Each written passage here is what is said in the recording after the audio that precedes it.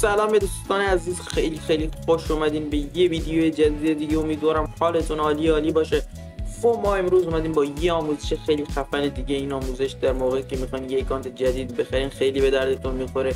موقعی که اون طرف میگه مثلا سیزن من از سیزن چند تا چند الایت شده و شما مطمئن نیستید که واقعا الایت شده یا نه، که خب امروز بهتون یاد میدم چطوری ببینید که اکانتش واقعا از سیزن چند الایت شده یا کلا از سیزن چند پلی شده. یا موقعی که دوستاتون جلوی شما پوز میدن که ما از سیزن چند، مثلا سیزن 1 دارم پلی میدم یا سیزن 2 پوز میدن که من پروترم تو نوبی و فلان. امروز قراره دروغشون رو بگیری و خودت بفهمی که از سیزن چند با اکانتشون پلی شده و از سیزن چند تا چند الایت کردن. خب قبل از اینکه بریم سراغ ویدیو، اگه تا به چنل من رو سابسکرایب نکردید حتما چنل من رو سابسکرایب کنید، زنگوله بغلش هم بزنید. اگه ویدیو رو دوست داشتید حتما ویدیو رو لایک کنید. اگه سوالی هم داشتید حتما در قسمت کامنت ها بپرسید. خب بریم سراغ ویدیو امروز. خب در قدم اول به اصطلاح شما میرین به صفحه اصلی اکانتتون و قسمت سمت راست بالا شما یه لیست سه میبینید که وین یا تاپ 10 یا کیدیتون رو نشون میده. کیدی اکانت طرف یا کیدی خودتون اگه میخواین ببینید رو نشون میده. شما کلیک میکنید روی این قسمت که کیدی رو نوشته. خب در قسمت سمت راستش دوباره یه لیست هست که 4 تا قسمت داره. از این لیست 4 قسمت شما قسمت دومش رو انتخاب میکنید، کلیک میکنید روش که صفحه بعدی براتون باز بشه.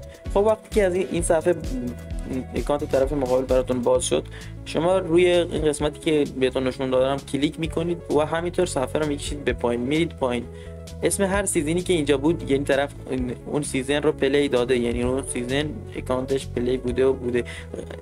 اسم سیزن آخری که هر چی بود یعنی این اکانت از همون سیزن پلی شده. اکانت از همون سیزن تازه ساخته شده و شروع کرده به بازی کردن. لیست تمام سیزن‌ها که بازی کرده رو میاره. خب در قسمت قدم دوم که میخواید بدونید چه سیزن الایت کرده، قسمت آر پی چه الایت باشه چه نباشه کلیک میکنید روش تا یه صفحه جدیدی براتون باز بشه.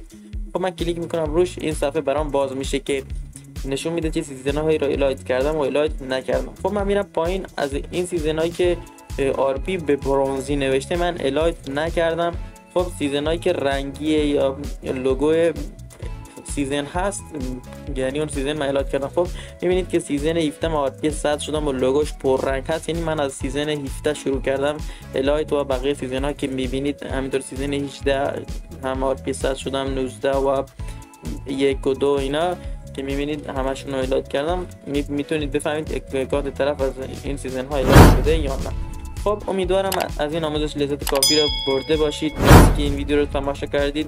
تا ویدیوهای بعدی، خدا نگهدار.